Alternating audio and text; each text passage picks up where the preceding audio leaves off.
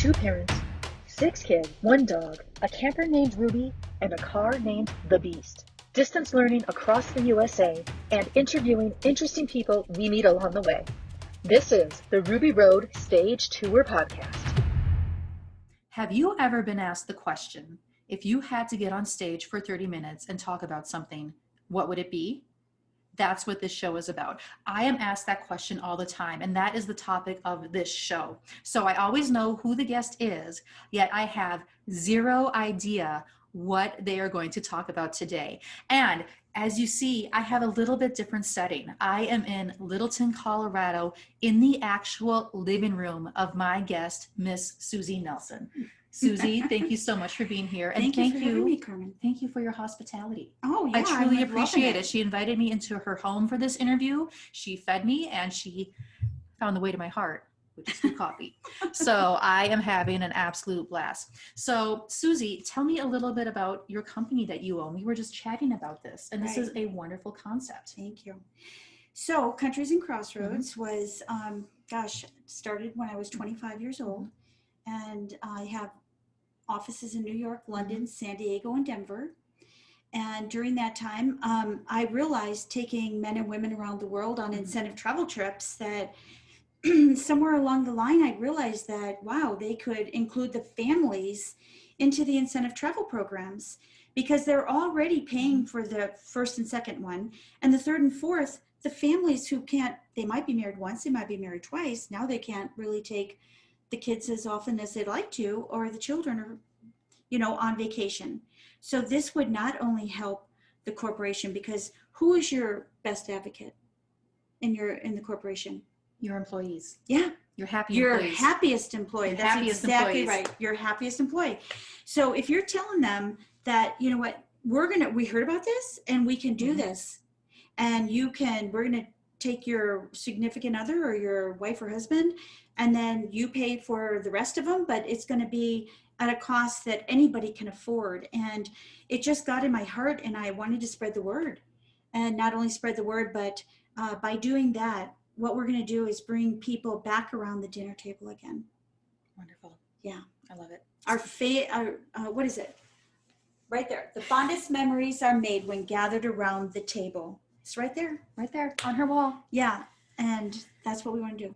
Wonderful. And which is exactly what you're doing, by the way. Yes, exactly. I'm so stoked about that. So for those of you who are listening or may not understand what my family is adventuring on, we're in month 2 of a 9-month camping trip across the USA so we can distance learn.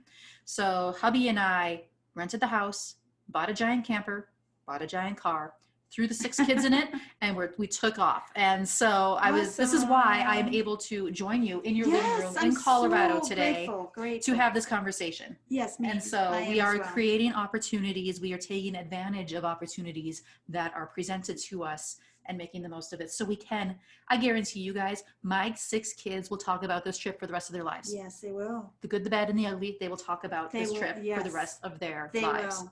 So that's why we're doing this. And that's why, Suzi, we've only known each other for an hour, yet we've been talking, chit-chatting and bonding and just having a great time. So totally. Suzi, you already mentioned it a little bit, I think. What is the topic you could talk about on stage for 30 minutes if you were just given a microphone and said, have at it? Well, I would say the fondest memories are gathered around the dinner table. And the reason I say that is I'll digress for a moment. I have been volunteering at Hospice for 20 years. And I realized one day that outside of Hospice, everybody wants to tell you about what they do, how they've been. But inside Hospice, they want to tell you about the people they love, the places they've been, and their regrets. And the regrets are that they did not spend enough time with their families. And this is my message. And I believe I could talk for more than 30 minutes on stage. Just like I'm so grateful to hear what you were doing, putting them in an RV and taking off. What the biggest, most wonderful gift that you could ever even know that you're giving to your children are creating those memories. Because like you said, they will never, ever forget any of this. It's going to be with them, and they're going to probably implement it within their own families later on. So what a gift that you're giving to them. So this is a perfect example.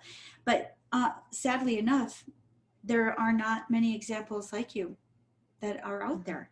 There's a lot of them. I mean, I certainly caught on, but at the end of the day, what if you didn't know? And what if you hear this? And then all of a sudden you're like, I better be making some lifetime memories with my families. Biggest thing is they really thought that they were going to come home from college and they were going to be retired, and then they're going to spend that precious time with their families. Guess what? They don't come home. They're out. Isn't that kind of the point of college? You don't go home after college. Yeah. But it's seriously, when you're in hospice and you're spending time with them, they weren't there. Their mind was, okay, I've done this. They're going to college. You're coming back. I have time for them. That's what, you get a lot of it. I'm thinking back to my grandpa Bice. So my dad's dad, who passed away February of 2017. And he was actually a hospice graduate. Wow. He was in hospice for a while, recovered, and was able to live another almost 2 years before he passed away peacefully. Oh, that's and wonderful. there was a time when, we would visit him. He was in a memory care. We would visit him and he would talk and talk and talk about everything he loved and, some of the regrets, like they bought a cabin in northern Minnesota and never remodeled it. Right. And it was just kind of a dream that went to the wayside. Yeah. And it was like, oh. Right. And part of me was like, I'm sorry, Grandpa, I should have helped you do that more. Right. And, that's a regret I have, that I didn't help him realize his dream. Well, let's look at it this way. Let's look at it that because we're having this conversation, you just gave how many people are going to see this a wonderful gift. Because of your story, they're going to say, wow, okay, what about my aunt, my uncle, my grandpa, my grandma, and do something. And so if you were to lay that on your heart and know that happened, then you can forgive yourself because you didn't know, right? We have to forgive what we don't know. Correct. And sounds like he was very happy. And you know what? So you can't impose anything unhappy on yourself because you said he was happy. Yeah. So you're right. Let go of it. Okay. Okay. There you go. Done. See, we know how to get things done. So, Suzi, this is, I love it. This is a great conversation. Here's my question. So some people might be listening and say, well, Carmen, you're doing this big trip across the country. That's not in the cards for me right now. How do I go about doing this? Where do I start? How do I start making it so I have fewer regrets when all is said and done and that we're making those family memories? Well, you gather around the dinner table and you have conversations. You just start with that. Great. That's easy. And yeah, pretty easy. And then you just have those conversations about how was your day, and really ask the children, how was your day? What did you do? What made you happy? What made you sad? Because now you're really getting into it. And seriously, the biggest gift that anyone can give another is time. And you think you have no time. Well, let me tell you something. When you're in hospice, then you really think you don't have any time. So why not, if some conversation like this, again, we'll bring it up, conversation like this with other people that you're going to be with and have fun with, then you're going to start to change what you're thinking and what you're doing about families. I wish that they used to pull up, chairs around the fireplace, years ago, and spend time with each other and play games.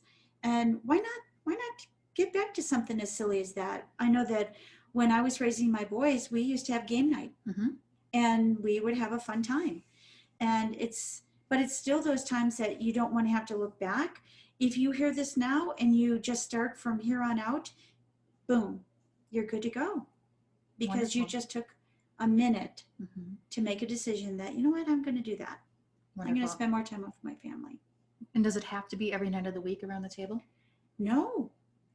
Sometimes I'll tell you what, I learned the best recipes that I could put in because we had 3 boys. So we were playing basketball, baseball, football. I mean, we had it going on. And I was able to make a dinner in advance and slow cook it at like 200 for the whole day. And then we'd be able to come home to the dinner and talk about what happened and just enjoy that time. So it doesn't have to be. Wonderful. Yeah. I think people put maybe some people put too many expectations on themselves that they have to have that nice family dinner 7 nights a week. And in reality, you don't need to. Shoot for one. Start with one. Right. Start somewhere. Right. Pick a night. Start with one. Right. And it may not be nice because somebody didn't have a good grade or something, you know, and that's fine. You have to talk the about point it. Is you're around the table. Yeah. The point, well, I like food. So, you know, it's nice to have some good food, but the point is you're around the table right. and right. you're having those conversations. That's right. Wonderful. Right. Pass the bread. Mm-hmm. Nice. So does this extend not only to family, but your social circles and your friends as well? Oh, for sure. I think that, you know, the people that come into our lives, Mm-hmm. I feel so blessed and humbled to travel the world Mm-hmm. like I have. I mean, you know, I had honestly, one of my clients came in and I had my children Mm-hmm. in, you know, around. The girls were mm-hmm. watching them. I had Mm-hmm. offices in New York, London, San Diego, and Denver. And she's like, this will never do. And she was from Sweden. She said, I'm bringing my, I think it was her niece. I'm bringing my niece here and she's going to be your nanny. I mean, I didn't even have any idea, you know, what the heck is this about? But I will tell you, when you're not looking, sometimes opportunities Mm-hmm. come in to your life and you have that 5-second rule. You're either going to do it or you're going to miss that opportunity. And so I said, okay, go ahead. You know, call her up, see what she mm-hmm. thinks.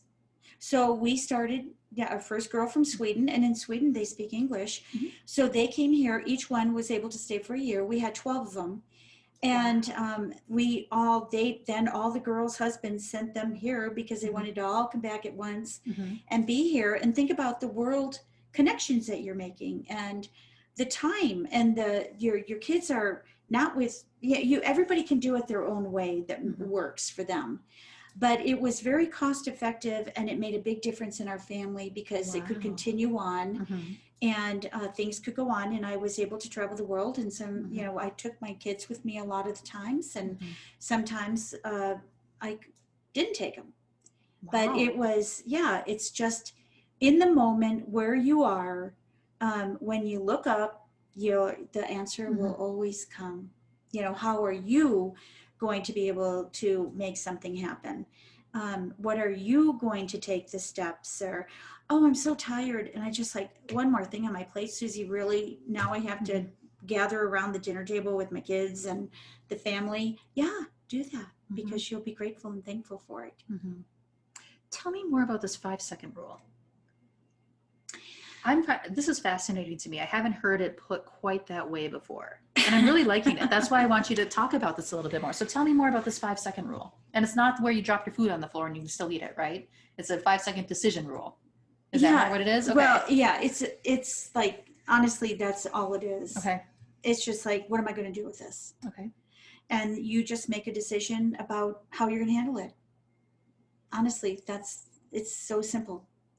Give me another example of when you used the 5-second rule and what decision you made. Let's see. Gosh. All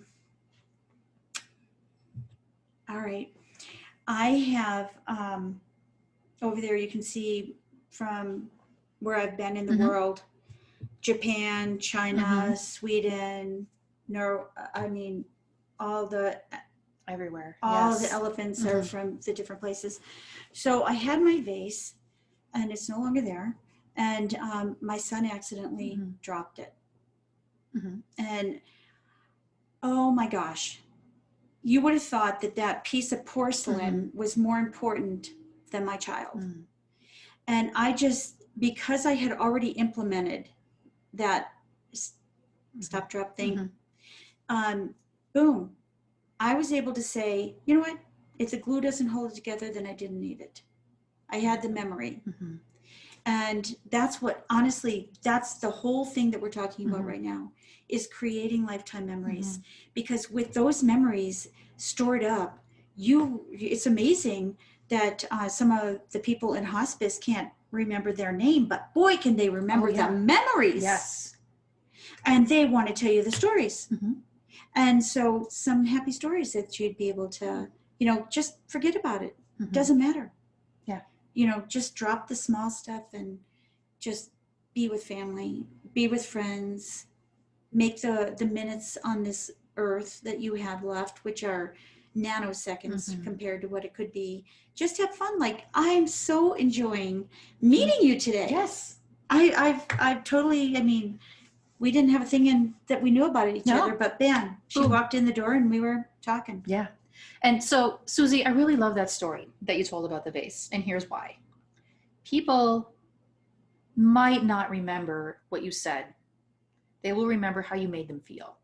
Yes. And in that instance, I bet you made your son feel loved. Yes. And appreciated. Oh, yeah. Because instead of yelling or whatever you might have done negative in your behavior and made him feel small and little, you made him feel okay. It's just an object. It's just an object.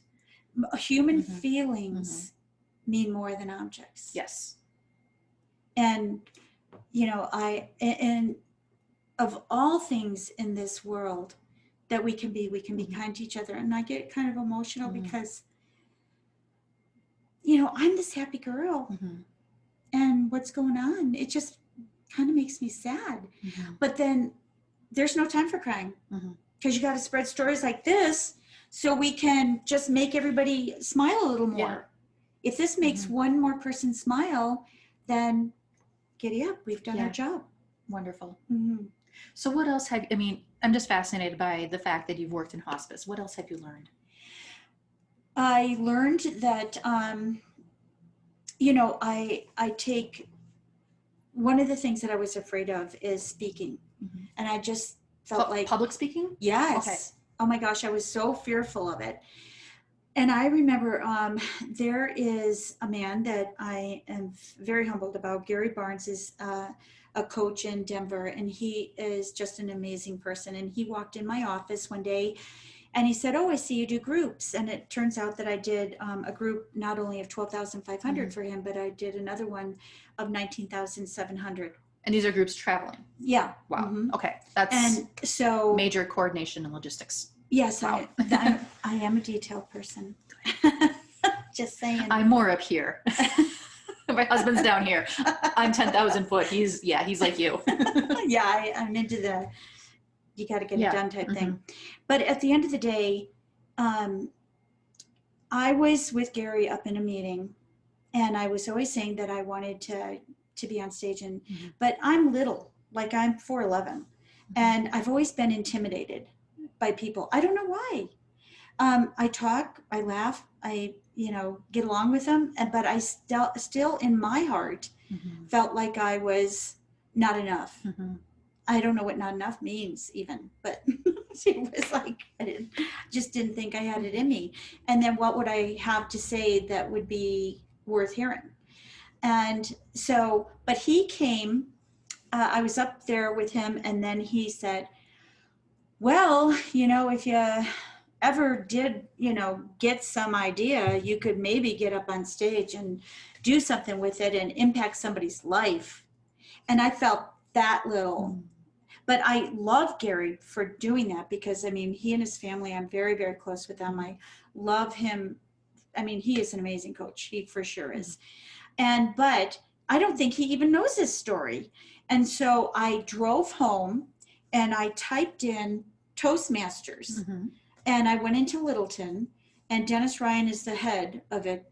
And I just said, I don't care what I have to do. And I mean, I was freaked out. I mean, see, this is red. I was freaked here about this today. See how this red is? I was all red. I mean, red all the way through. But I got up, and every time I got up, I was getting first place. Wonderful. Yeah. So, sometimes if it's scary, it's worth it. And it's still scary. I mean, this is scary for me. But at the end of the day, this is very important, because the message with my studentsucceeding.com that I wrote the book for, and was not only can we help the families take their families around the world together, or even just to dinner, or sit around the dinner table together. Right. But students are falling by the wayside, and with the suicide rate as high as it's been, I just had to do something, and this was in me. So I took all of the pictures that I've taken from around the world and put a life lesson to it. And I was very humbled to have some very big name people be behind me on that. Wonderful. Yeah, and the first one is like, why not you? Okay, so I'm going to show you this one because this is fun. Why Not You is a story. I took a group of 250, and now we're doing a river cruise. And I'm going to take the picture because I take lots of pictures, and then I make it in collage and give it to them so that they can have the memories for they and their people that have earned the trip to go on. And here comes this gorgeous iguana. And I mean, he's blue and green. And I go to take the picture, and he goes right in the mud, as you saw, all of it except one little tiny blue spot right here. And what's it piled with? Mud. And the first lesson is, why not you? Because you know what? Don't we all get mud on our face? Every single one of us has mud on our face. So no matter where you are in life or what you've done, or you think, hey, I couldn't do that because I did this in life, or I did that in life. Well, guess what? We did too. So go out and make a difference, and smile, and tell somebody you care about them. And most importantly, sit around the table with your family and invite friends. Yeah. Absolutely. And maybe the campfire. The campfire is a great place. Oh, right. Campfire. Right. I love campfires. Yes. Yep. Great place. And they love you. So do the marshmallows. The marshmallows love me too. Yes. Yes, they do. This is just so wonderful. So we've talked about a lot already today. Yeah, we have. Start small. Yes. Start now. Yes, absolutely. So what I would want anybody who is listening to have that as a takeaway. And, you know, just the reason why I wrote this book, 12 Life Lessons to Make the Rest of Your Life the Best of Your Life, is maybe get that book and sit around, you know, with your kids and fill it out, see what they think. Because it's one step towards making a difference in somebody else's life. And it's when we take our eyes off ourselves and help somebody else is when we get ahead without even realizing it. You are, oh my God, you are so true and so on point with that statement. One of my personal thoughts on life is that we're here to help other people. Yeah. And there's a million different ways you can do it. There's no right or wrong answer. You get to decide. That's the beauty of it. You get to decide. And if you can do this, use this book, review these life lessons with your kids or even your friends. Right. It's going to help them. Right. And you know what? We do have a suicide crisis in America. And if we start, you know, taking these into schools, which is my plan, and then they sit around the table with their families with that, and then the families can say, wow, okay, they go through the lessons with them, that's going to make a difference because you're going to learn more about what's on your student's heart. And I will tell you, a couple of them have told me, wow, I didn't even know what was on their heart. And one of them was very sad and was coming off with like a ha ha ha, but they weren't happy at all. Right. And the mom was able to discern that by spending time with them in the book. These are just crucial conversations you have to have with your kids. Absolutely crucial conversations. Yes. Yeah, and you're doing it. That's what I love. When you told me that, I was like, oh my gosh, that's the best thing ever. We have fun. Yeah. We have a lot of conversations about a lot of different things. That's right. In our household. And start writing them out. The ones like, you know, and I'm not doing that. I need to. Yes, I will. Perfect. Yeah. Thank you. You're welcome. Suzi, where can we get a copy of your book? On Amazon. Okay. And also SuziNelsen.com is, I have my program, or studentsucceeding.com, to find out what I'm doing with the students and how we're going about that. If there's anybody who knows somebody that would want to support that part of it as well. But I'd just be happy to sign it for you, or anything if you have any questions, or just start making your own memories, you know, create those lifetime memories around the dinner table. Wonderful. Suzi, thank you so much. This was a wonderful interview. Just nuggets of wisdom everywhere and something that everybody can relate to. And thank you so much for your hospitality and inviting me into your home. I am so grateful. And you're going to go back and see if I can babysit the kids tomorrow. We will see. Yeah. I think I will take you up on that. She might. All right. So everybody, please check out Suzi Nelsen's website. Check out her book. I will put some links in the show notes for you so you can find those easily. And remember to check out the next episode. We learn what our guests could speak about for 30 minutes on stage if they were just given a microphone and told to go. Yep. This is Carmen Ventrucci. We will see you next time. Hey guys, thanks for joining us on this episode of The Ruby Road. Make sure to click that subscribe button, turn on the notifications, and just a huge thumbs up. Share it with your family and friends. Be part of our adventure. See you in the next episode. Bye.